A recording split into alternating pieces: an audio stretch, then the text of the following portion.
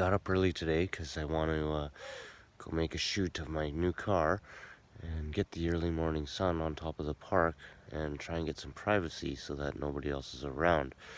So as you can see, it's pretty dark outside and you probably can't even hardly see my face, but yeah, I should get a light for my phone that I can take some more night shots and can actually see what's going on. Anyways, that's all part of buying some new gear and moving on with the hobby. So see you soon. We're gonna go catch this morning sunrise.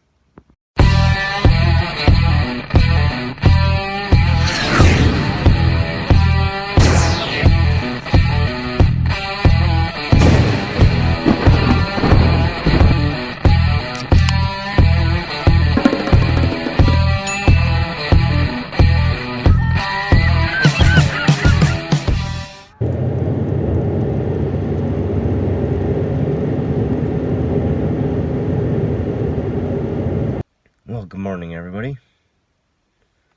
As you can see by the background there, it's still early in the morning. Got up early, it's 3 o'clock. Right now it is 4:45.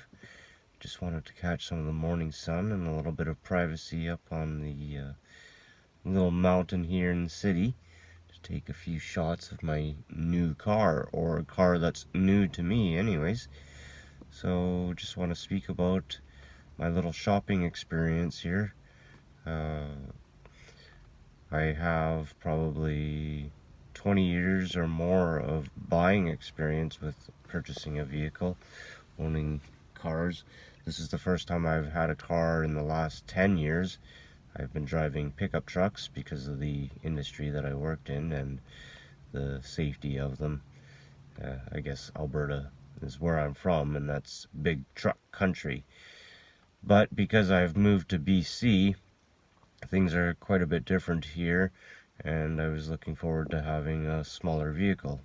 Going to miss having a truck. I was looking for a smaller truck, but to try and find something here in Victoria, BC, they were either fairly decently priced but well used. So they had a lot of kilometers on them, or just a lot of damage that I wasn't into.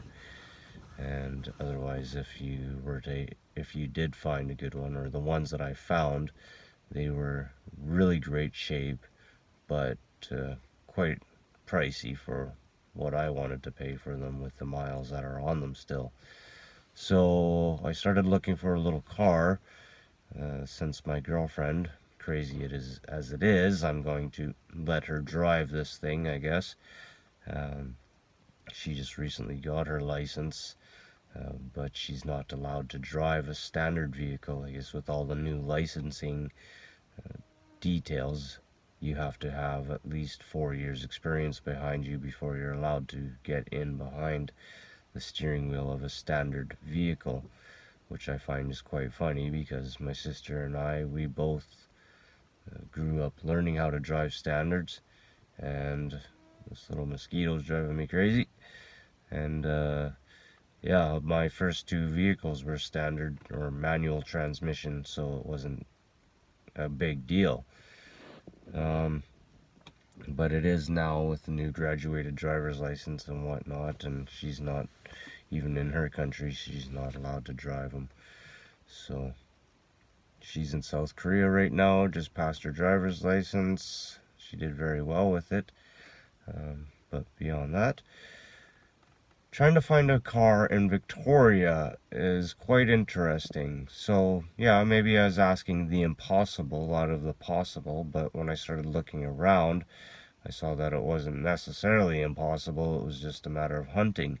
The thing is that while I was looking, and could still be on right now, but there was a lot of vehicles moving very quickly.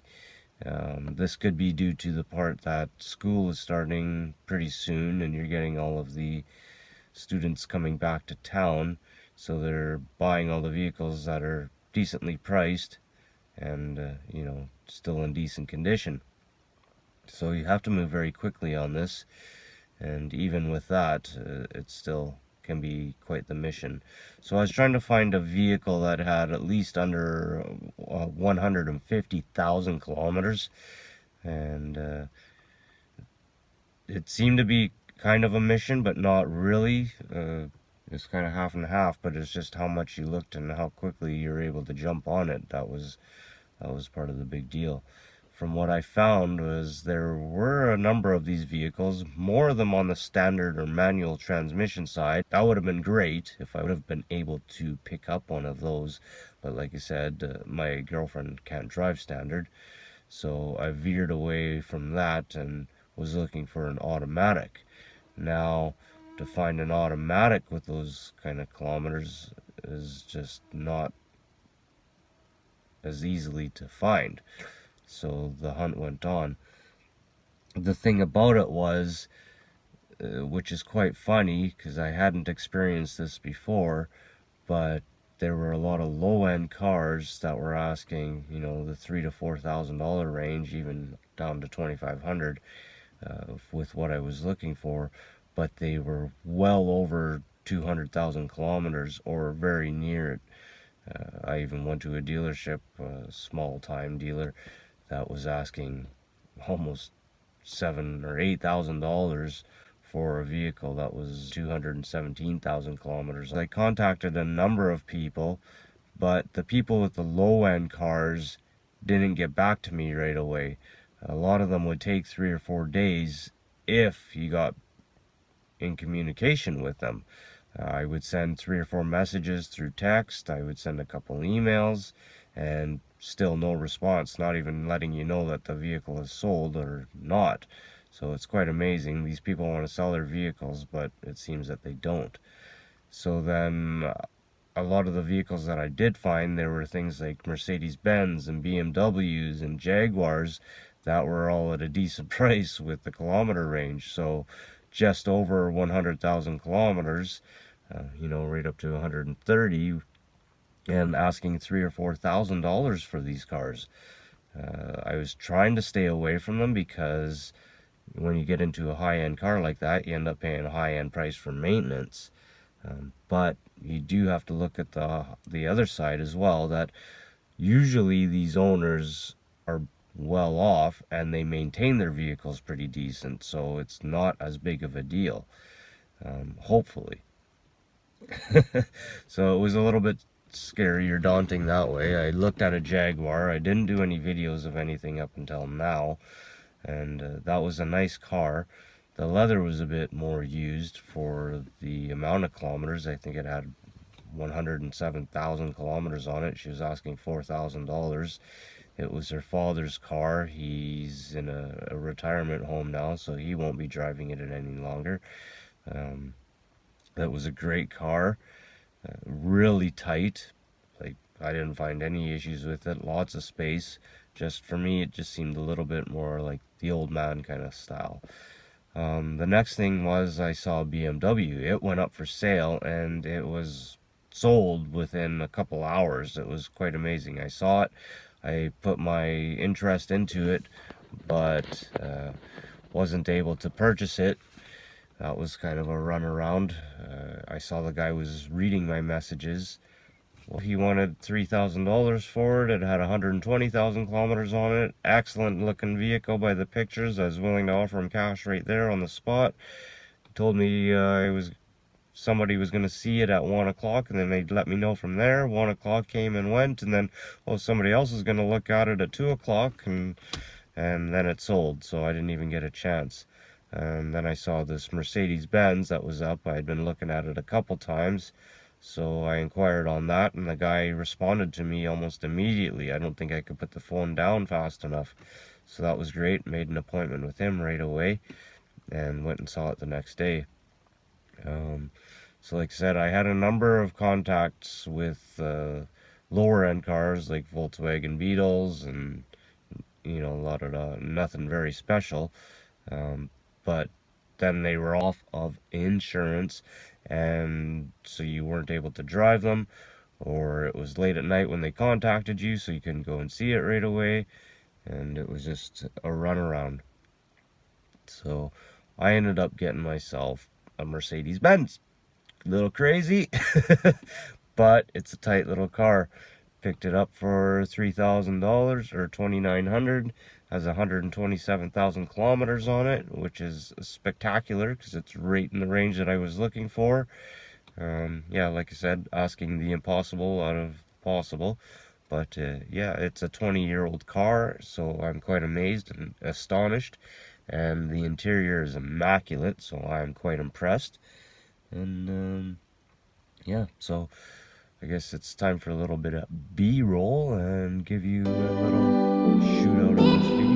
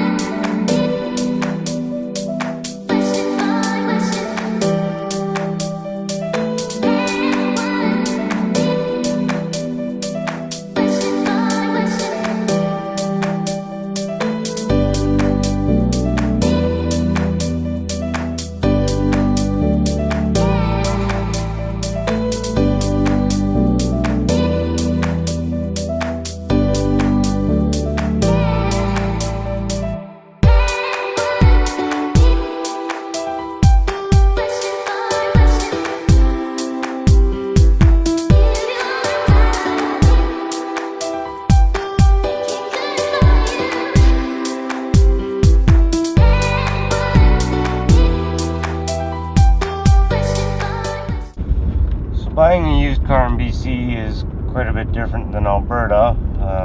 When you purchase a vehicle in Alberta, you make the purchase, you can use a bill of sale, make the sale arrangement between the purchaser and the buyer, then go get yourself a vehicle inspection, and then you get yourself some insurance.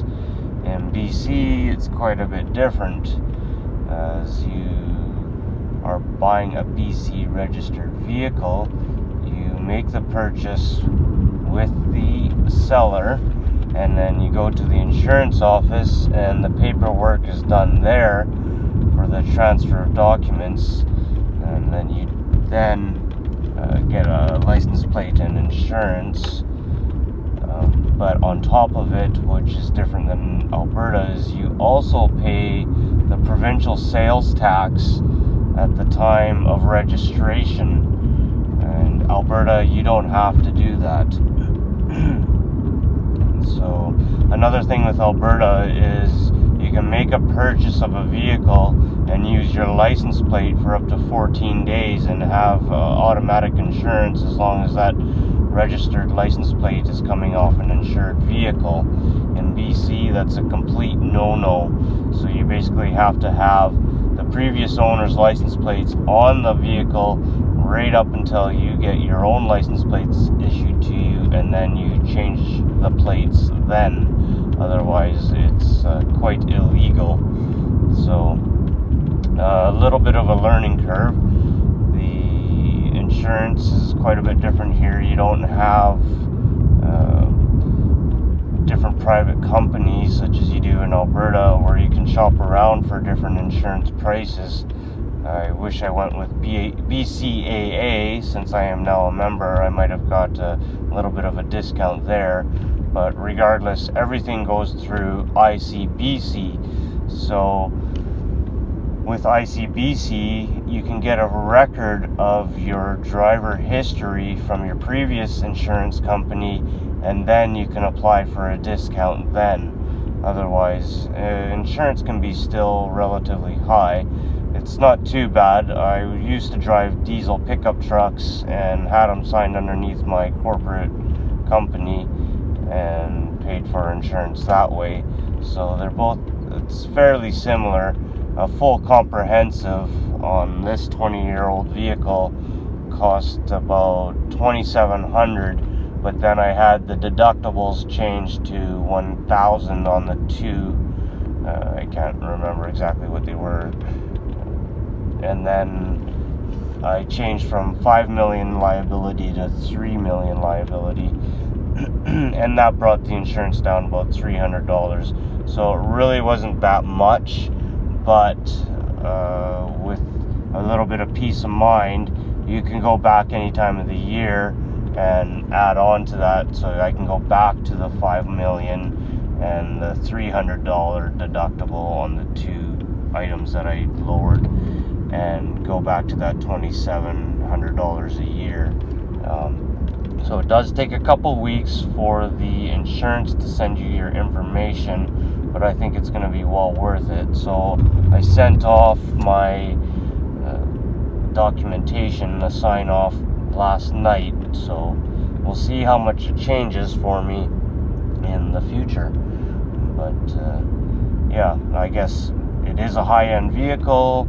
It's considered a sports car. It's a coupe, so insurance is still going to be high just because of the performance, more or less. But so anyways, if you're coming in from Alberta or another province, expect to pay taxes, or if you're going to try and get your vehicle switched over, make sure it's a newer vehicle, because if you have any rust, that's going to all have to be fixed up.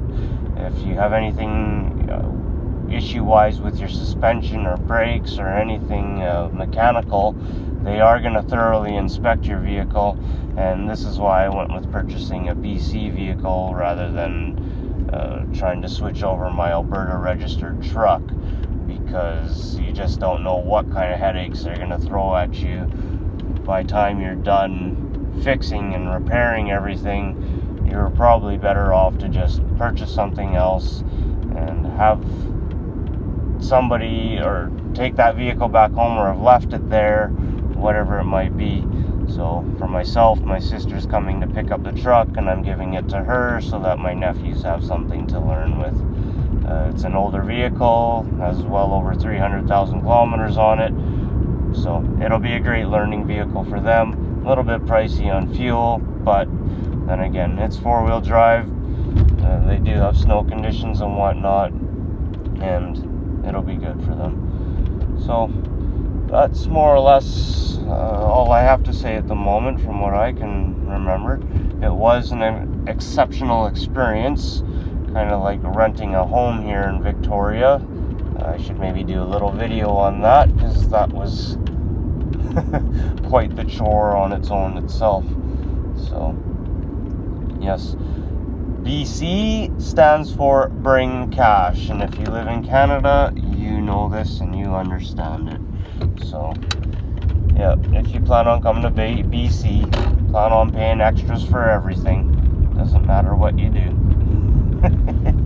It's just how it is. Bring cash. Alright, thanks for watching this video. If I have anything else more to say, I will post it in here, I guess. But for now, it's been fun getting used to my new car. It's nice and tight. It's fun to drive. Haven't really taken it out on the highway to get to know it. Maybe I should do some vehicle movement shots, but